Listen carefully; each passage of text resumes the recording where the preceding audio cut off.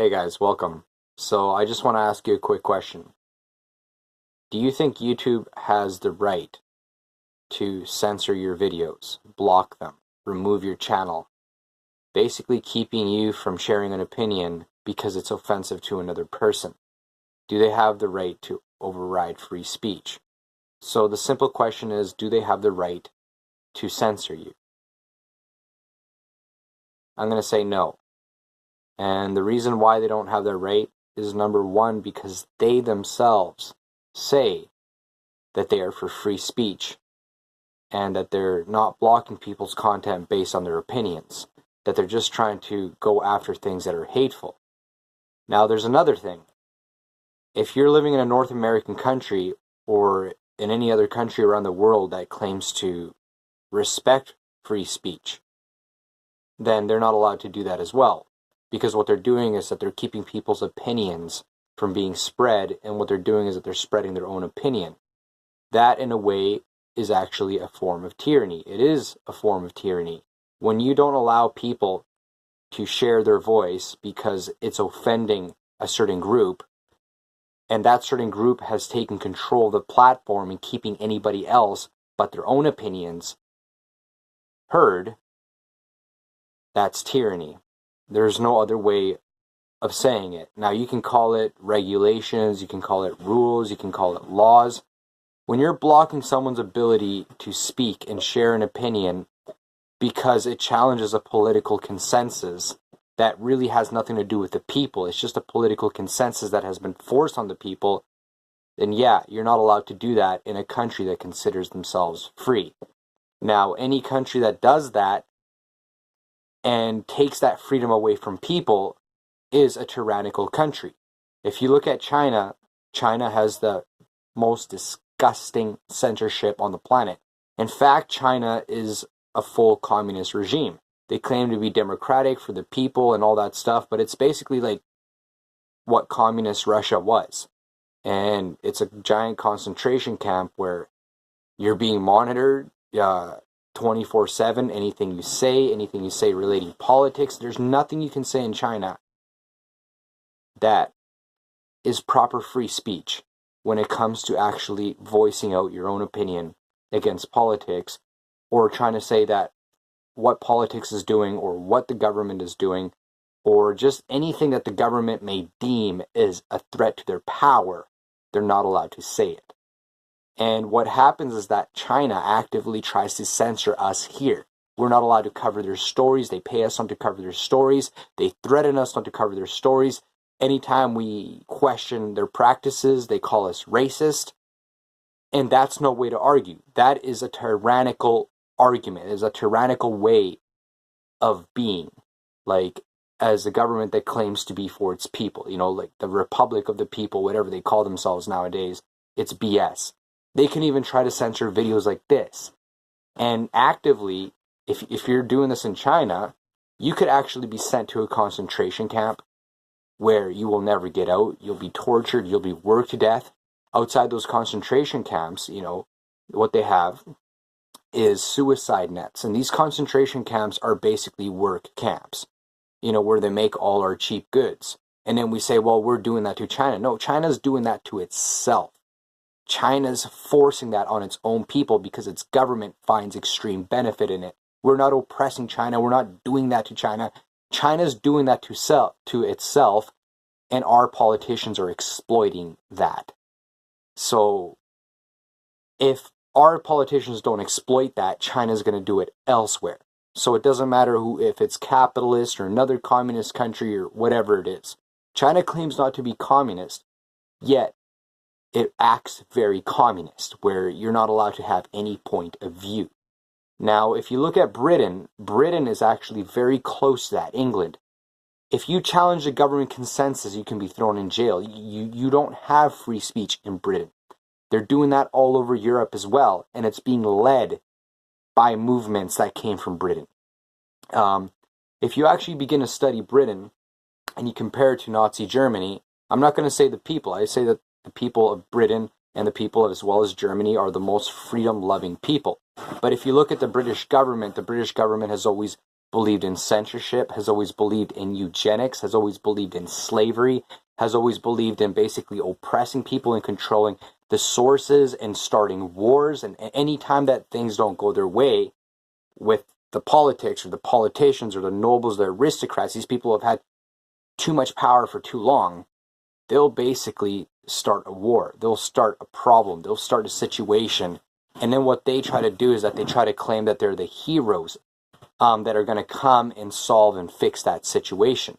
So we speak English. I'm speaking English right now. You're hearing this video in English. Like, the only way you're going to understand this video is if you understand English, or you speak another language, but you also, speak English, so you understand English.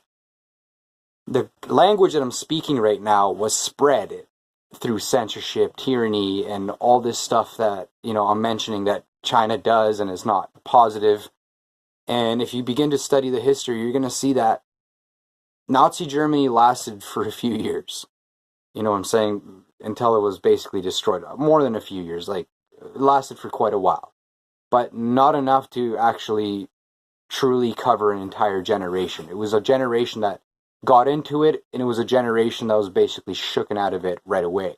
Communist Russia lasted for quite a long time, like a century, and it was disgusting. It was a slaughterhouse for a century. To this day, Russia still is, in a way, acts kind of communist. I wouldn't say it's communist. I would say it's a wonderful people, wonderful culture, but if you actually see what Russia did to it, it completely transformed the old culture, the old people, and all this censorship, and it all began with how we're doing it today with YouTube censoring people because of their opinions and this and that and that. And then there's radical social justice groups and then the Nazi groups, and they're clashing with each other. And then what's happening is that everybody is being caught in between and everybody's being censored and screwed over, threats of martial law like you see out in Europe. And that's all created. That's all created. It's all on purpose. It's not just, a coincidence that's happened in our day and time. It's all been created. There's people who have written books on how this is going to happen. The whole Middle East, Israel, everything. Globalization, whatever you want to call it, what Alex Jones was ranting about for the longest time. You know what I'm saying? And you're going to begin to see that places like Nazi Germany, what we blame all the tyranny for in the last century, that was just like a blip in time, and it's very vague, and our media has basically broken down apart as that being the only evil person without really mentioning Russia, until we actually went against Russia when the United States went against Russia over the technology that they were taking off Germany. So I've mentioned this before a lot of my videos, and I kind of repeat it a lot, because these are things that people got to focus on to understand the history of what has led up to today. And if people don't understand that history, they're not going to understand what's happening today. They're always going to fall into the traps of you're this, you're that. The argument is you're Nazi, or you're this, or you're an extremist. Now they're calling people terrorists because they have their opinion. So you see how it's getting. Same thing happened in Russia. But if you look at the English-speaking countries, they've always had this, but it's much more sophisticated. They've had different kind of revolutions, different kind of governments, different kinds of strategies to censorship and basically concentration camps, and just basically destroying countries, controlling all their resources, their media, everything, and just basically pumping in their own propaganda, their own people, their own things. And if you see England itself, a lot of the people that are coming, they think that they're coming to liberate people, they think that they're coming to help people, as opposed to communist Russia and right now China. They fully understand that they are tyrants. Their people understand that if they don't put up with what the government's saying, I'm not saying Russia anymore. Maybe some elements of the Russian government still do this. They definitely do. But China in particular, these people know that they're spreading something that is tyrannical, something that is very negative, something that is hurting people, hurting children. And when you actually get into the higher aristocratic levels of the English government, these people as well know it. But they're not just victims to it like the people of China who are sent places and they don't really want to do it, but they kind of do it because it's, or else it's going to be done to them, or they're going to be murdered or imprisoned. This is conspiracy theory if you want to get into it. England in particular, this isn't conspiracy theory. The aristocrats know what they're doing, and they know how they're pushing their people in, just like the leaders of China do. But a lot of people in the English system are in cults, are in extreme radical groups that claim to be, nice, beautiful sheep on the outside, but they're actually wolves dressed in sheep's clothing. And what they do is that they have societies within our societies, and they understand that they're hurting our societies. And that's how a lot of our people are convinced and manipulated without needing a complete government that is just tyrannical and just censoring everything. So in a way, people here in these countries, in English-speaking countries, think that they got freedom. But it's a freedom that has been kind of tailored to be that specific freedom. And if you notice, you can't really question much things. When you go to school, like, you have to pay, like, like the whole capitalist thing that everybody was talking about, and communism, saying that, our capitalist countries, yes, the capitalism thing, in a way, it is tyrannical, especially to other countries, the way we do it. But it's not us. It's not people like me and you. But the thing is that the capitalist system has much more freedom than communism ever does. Communism is like the ultimate capitalist system for the leaders. Everybody's a slave. Everybody's done.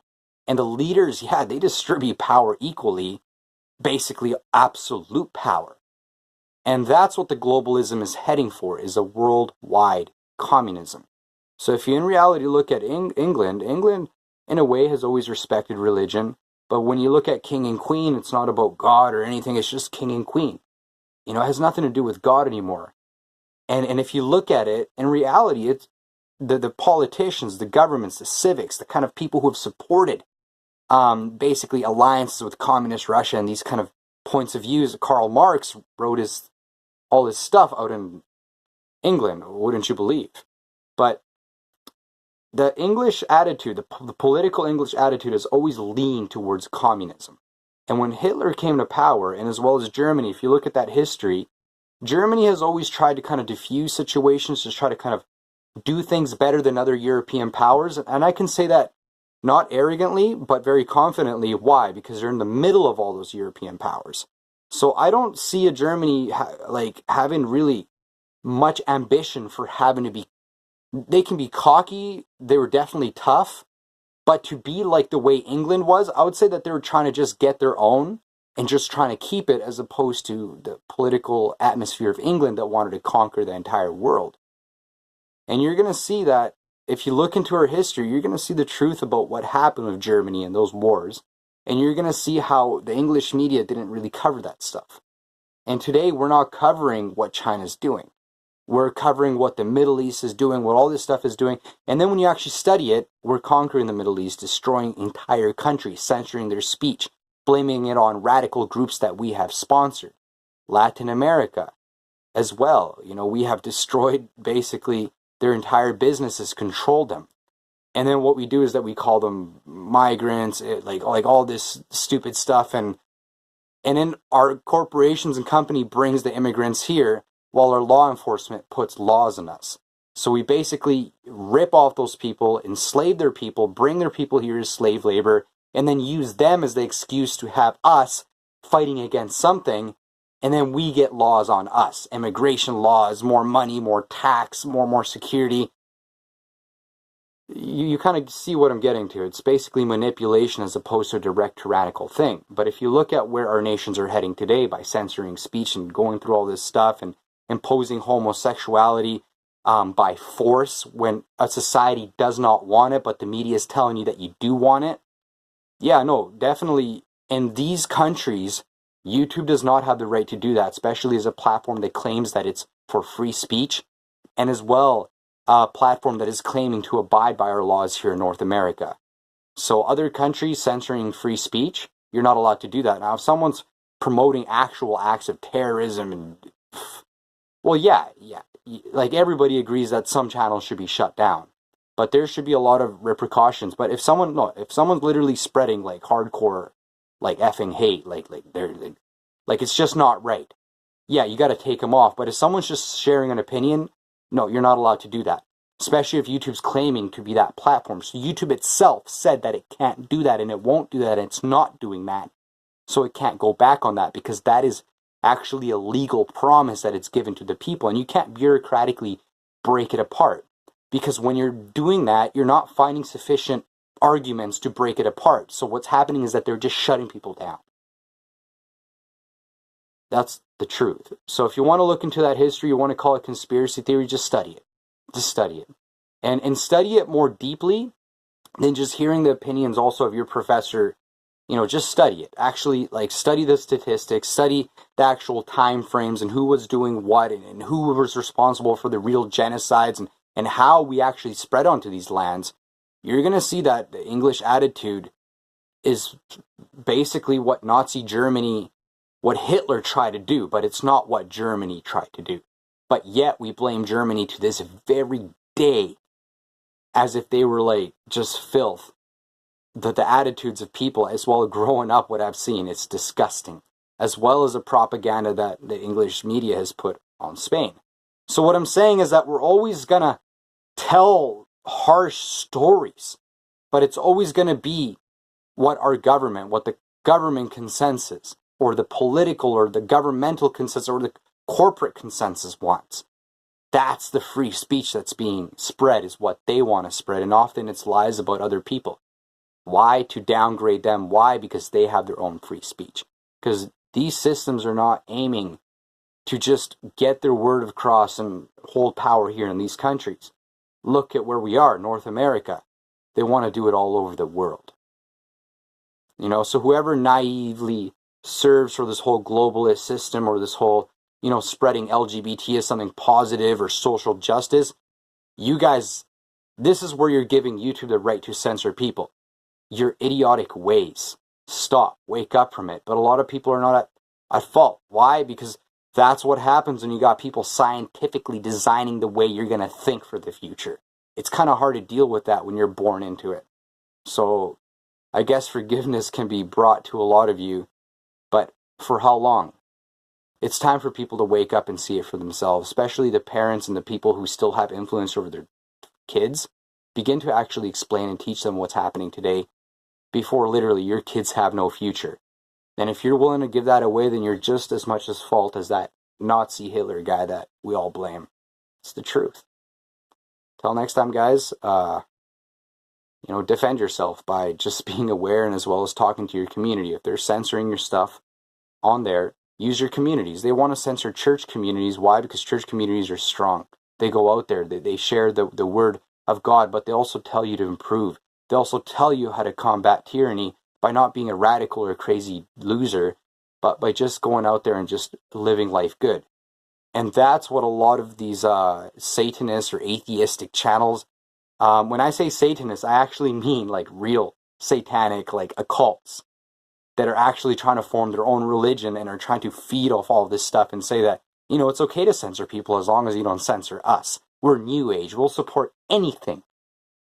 And if you read the Bible, Satan's basically a terrorist, a manipulator, the father of lies, the synagogue of Satan, the fake Jews, or whatever you want to call it. Study it. None of what I'm saying is in reality like conspiracy theory when it comes to what I just said there. Study it. You know what I'm saying? Just look at it for yourself, and you're going to see why they're censoring the Bible. They're not censoring the Bible because it's extreme. It's because extremists are sick of being censored by the Bible's, ability to actually cure people and help people and have people not feed off a corporate system and have to buy to be happy. You know what I'm saying? So if you look at the past kings and queens and emperors or popes or whoever, false preachers who have actually spread the word of Christ, have always falsified it and turned it into a political movement, just like they're doing today with free speech and, social justice.